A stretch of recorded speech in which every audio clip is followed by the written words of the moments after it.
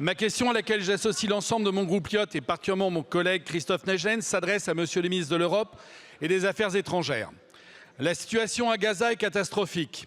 Elle est depuis des mois, depuis des semaines, et ne cesse de se détériorer dans un contexte où l'aide humanitaire autorisée à nouveau à pénétrer sur le territoire par Israël est largement, très largement en dessous des besoins réels de la population.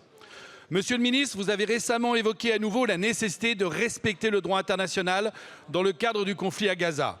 Bien évidemment, le Hamas est une organisation terroriste qui manipule les esprits des populations et utilise quotidiennement les habitants de Gaza comme des boucliers humains.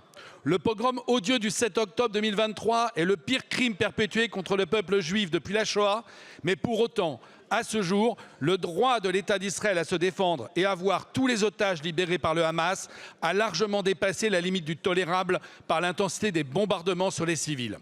L'État d'Israël tombe par ailleurs de fait dans un autre des pièges tendus par le Hamas, celui de l'image d'un État qui tue une population palestinienne déjà en état de dénuement absolu et envoie donc dans les bras du terrorisme pour des dizaines d'années à venir des centaines d'enfants de Gaza.